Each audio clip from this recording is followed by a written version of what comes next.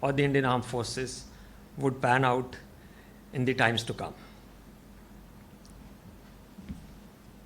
This scheme is called the Agnipath, and the youth selected under the scheme will be known as Agniveers. Agnipath allows patriotic and motivated youth to serve the armed forces for a period of 4 years. Well, the aim of this scheme was to restructure the intake and retention processes in the Indian Armed Forces with a view to evolve youthful, modern, and futuristic fighting force, and thus provide opportunities to the youth of this nation to be disciplined, motivated, and skilled. Well, you have heard the chiefs of all three services speaking to the nation yesterday, and the Army Chief made a remark that this Agnipath scheme is a transformational reform for the Army and the nation, and aims to bring paradigm changes in the human resource management of the Indian Army. So with that as the background, I just want to explain to you what is the broad concept of this scheme. It aims to achieve optimal balance between the experienced permanent cadre, which have unique technical skills and operational skills, which will be supported by the youthful and the well-equipped support cadre, which we want to induct now as the Agnipath or the Agniveers. The annual intake will be as per the requirements of the organization, that is Army, Air Force, or the Navy. Periodic phased screening processes have been put in place to assess the most proficient personnel required for permanent cadre. I will be explaining to you how it will happen. There will be adequate monetary and employment incentives given to the existing personnel or exiting personnel to ensure attractiveness of this scheme. We hope that this broad concept translates into a win-win situation for the armed forces, the personnel or the individuals joining the armed forces, and the society at large. Thereby, we get physically fit, motivated, well-disciplined, and skilled personnel we give back to the society.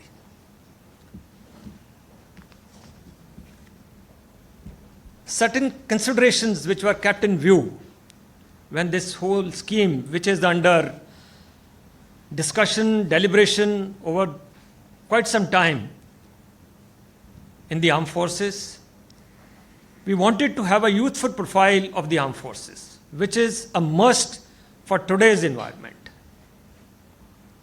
A youth has the propensity to take higher risks than the older people. You are all young. You know how the younger generation of today is absorbing technology today as compared to the older ones who are in this society today. Therefore, we wanted to adapt to this change. We also have a long durations of training which is being conducted presently. We wanted to optimize that training and shorten the duration.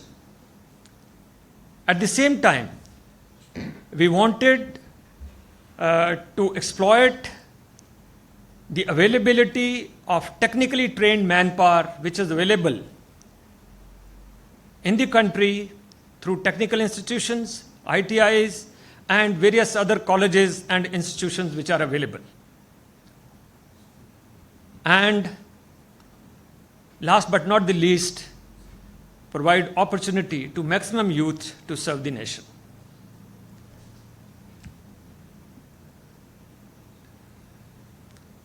The armed forces have set for themselves certain objectives which we want to achieve, which are there in front of you. We will be giving you this handout, so you may not, but we'll be giving it to you. I've just mentioned about the youthful profile. By this method, over a period of next 7 to 8 years, the average age of the army will be reduced from 32 to 26 years. About risk-taking abilities I have just mentioned. These Agniveers will be authorized slightly less leave.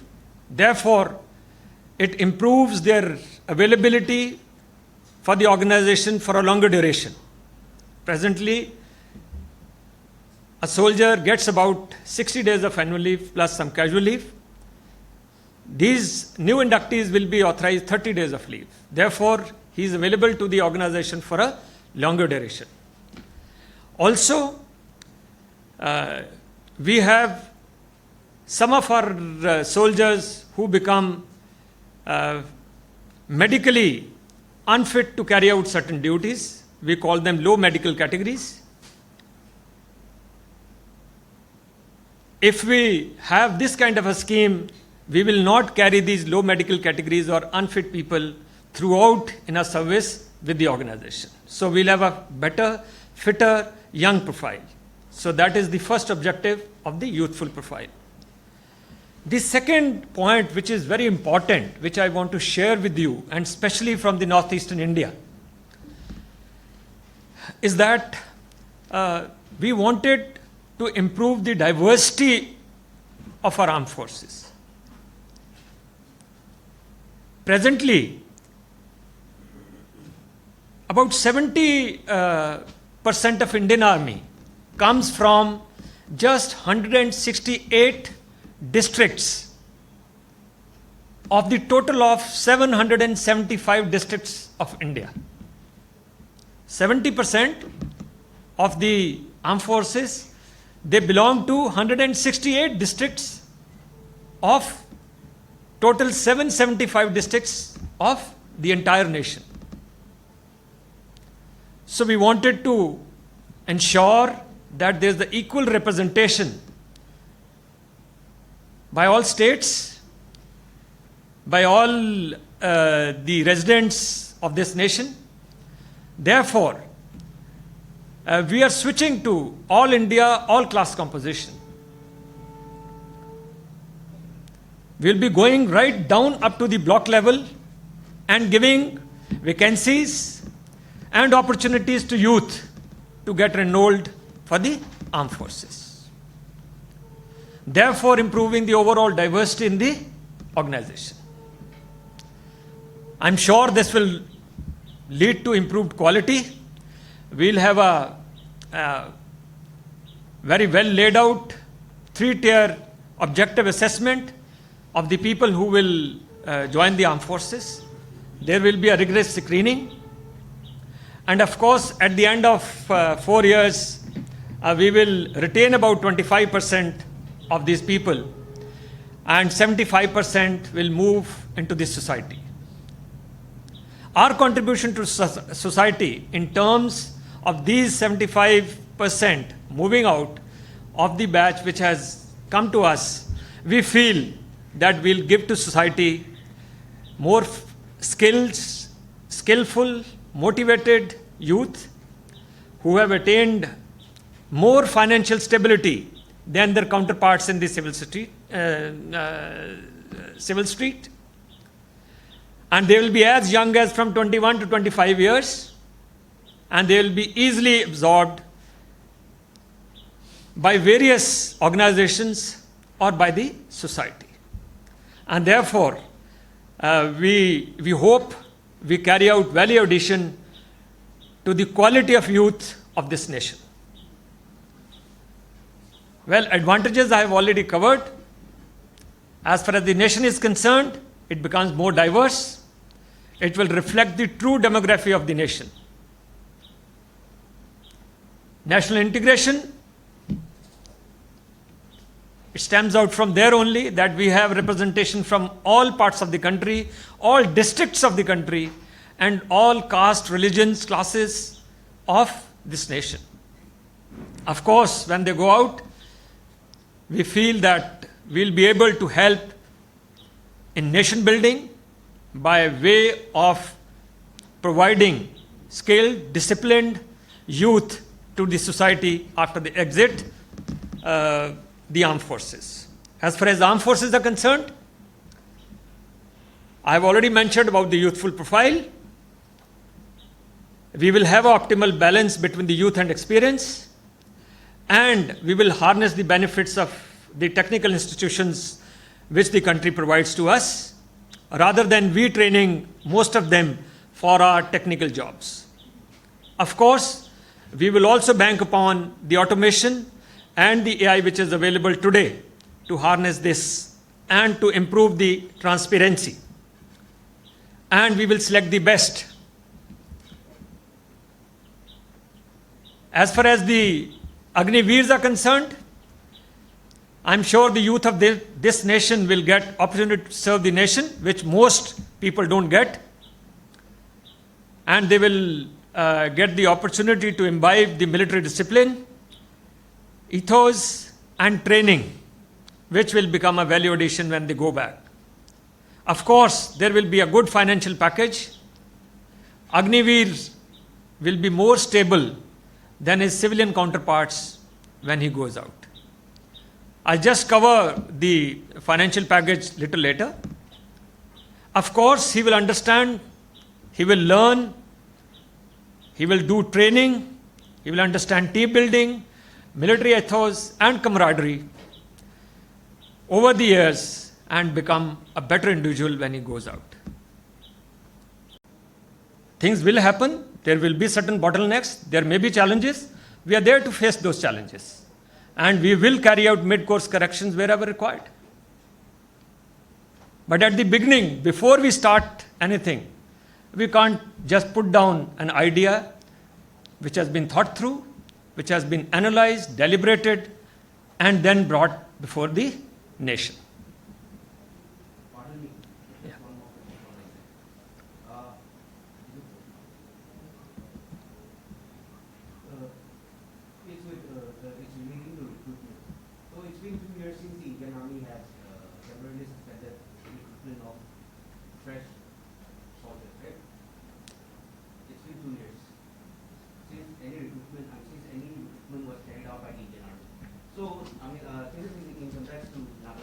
Last year there was a recruitment here, so I believe certain number of youth were selected, went through the past physical.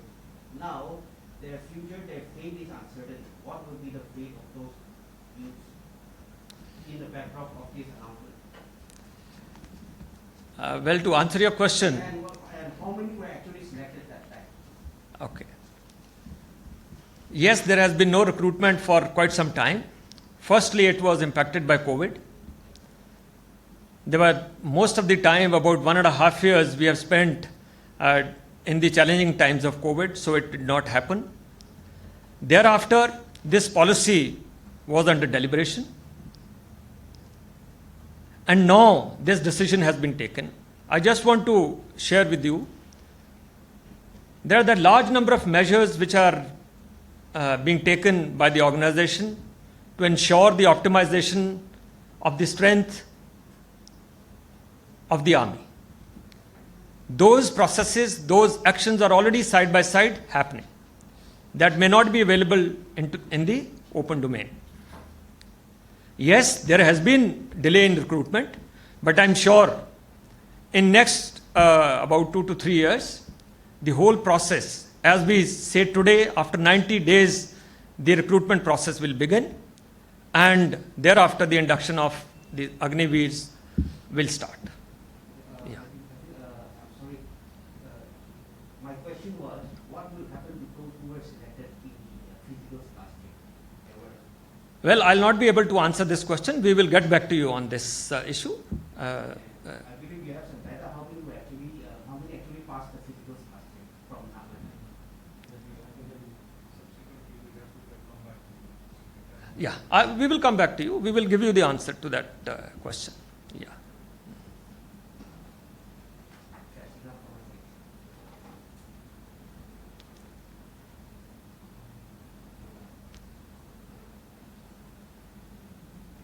So, thank you very much.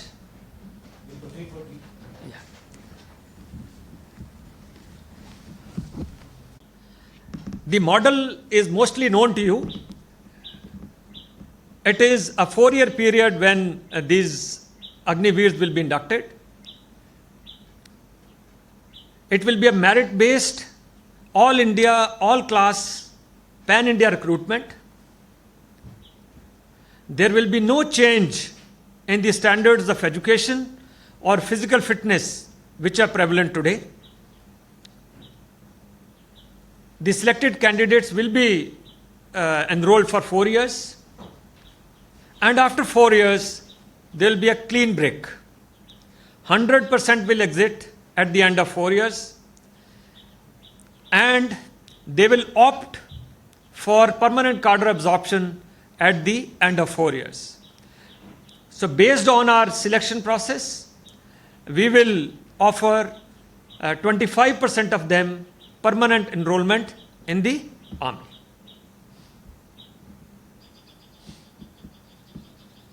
Certain terms and conditions. There will be a separate rank and a distinctive service number and insignia for these Agniveers. There is a composite package which is there. They'll be getting 30,000 to 40,000 rupees a month.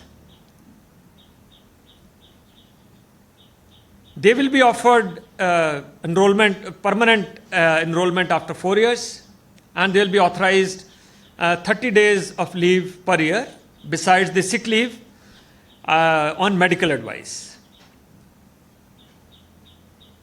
And this all recruitment will be part of the Agnipath scheme.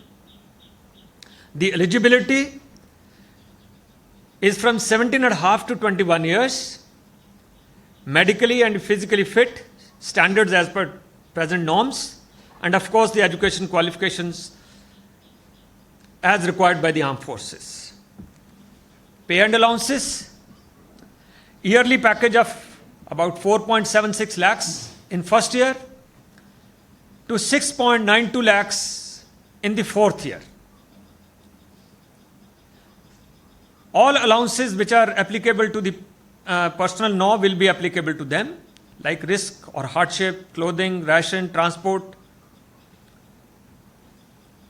Once they get selected and absorbed as a permanent cadre, then their pay will be fixed as a regular soldier. There are certain conditions. And there is a Seva Nidhi program for them, in which 30% of their monthly emoluments will be compulsorily contributed. Equal amount will be matched by the government. So after 4 years of service, they will get about 11.7 lakhs accumulated amount when they exit from the service. Of course, tying up with financial institutions, banks, that has already happened, and they will be offered certain loans if they want to start their own career once exiting the service. I just want to add few more things.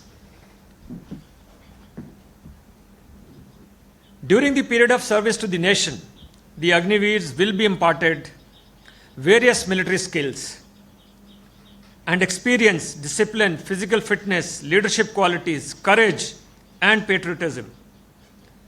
Post this stint of 4 years, the Agniveers will be infused into the civil society, where they can contribute immensely towards the nation-building process. The skill gained by each Agniveer will be recognized in a certificate to form part of his unique resume. Agniveers, on completion of 4 years tenure in the prime of their youth, will be mature, self-disciplined, with realization to become better version of himself or herself, both professionally as also personally. The avenues and opportunities that will open up for their progress in the civil world after Agniveer tenure would certainly be a big plus towards nation building. They will be offered an opportunity to apply for permanent enrollment. They will be offered the opportunity. If they want to go out, choice is theirs. These applications will be considered in a centralized manner based on an objective criteria including performance during the 4-year engagement period which they have had.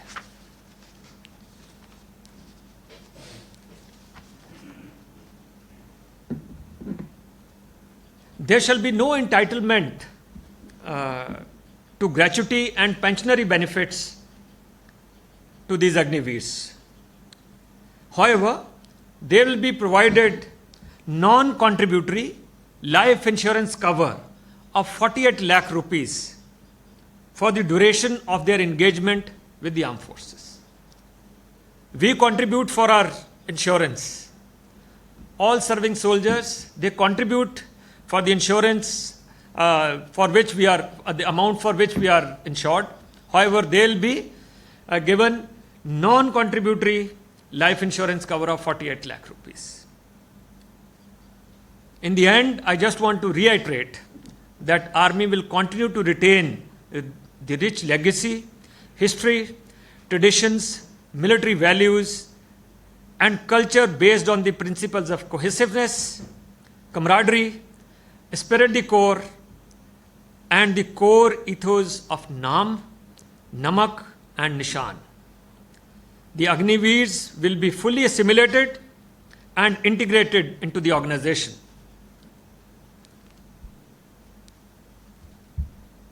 I want to again reassure that during the implementation and stabilization of this Agnipath scheme, our operational capabilities and preparedness along the borders and the ability to deal with internal security challenges will be fully maintained. We are confident that this change will bring new vigor and confidence in the Indian Army and make it stronger, more capable, and inspired with the future. Thank you. Jai Hind. You may ask any questions which you have with respect to this scheme, and I shall try and answer them.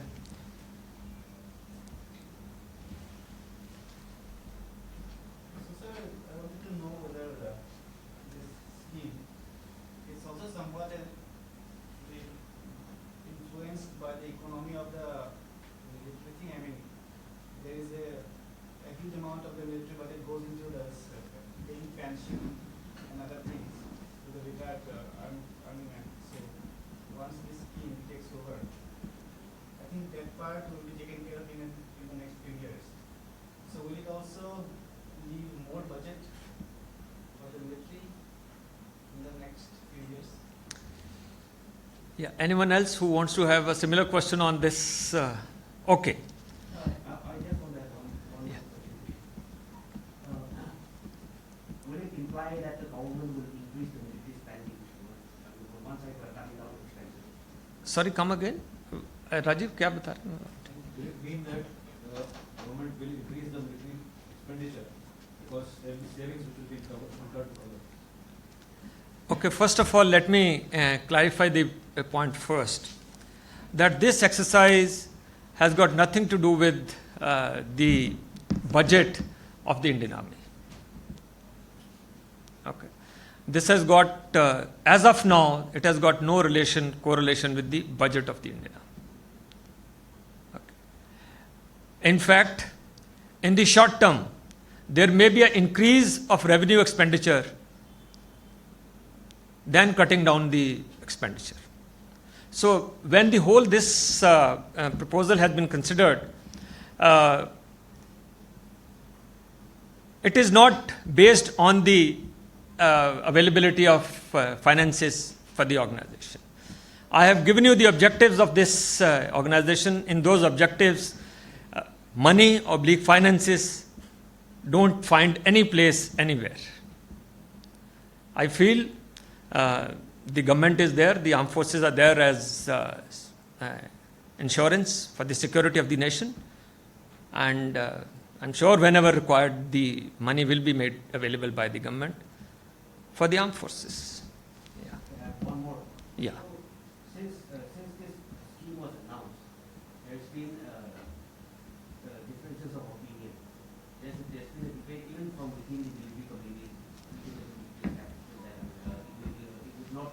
bode well for the Indian Army. On one side, the government is saying it's maintaining that it will be for the good of the country and the nation. So, personally, I want to ask you, which side are you in of this debate? I would like to answer this question by saying that change is law of nature. If you don't change, you break. We have to embrace change and we have to move with time. Yes, there will be different opinions. Everyone in this country has an opinion, and they must have in a democratic society. We have considered this Agnipath and Agnivir proposals for quite some time. Deliberations have happened with all stakeholders. Pros and cons, advantages, disadvantages have been discussed. And only then the decision at the government level has been taken. And I feel we must give it a chance. Until unless you give it a chance, how will you find whether it is successful or not? Of course, there will be challenges. It is transformational, but it is evolutionary. Motion, top JEE and NEET Coaching Institute of Kota is now in Dimapur. Faculties study materials and test series from Kota directly. Now students from Nagaland can raise their preparation level right here in Dimapur. Admissions open now.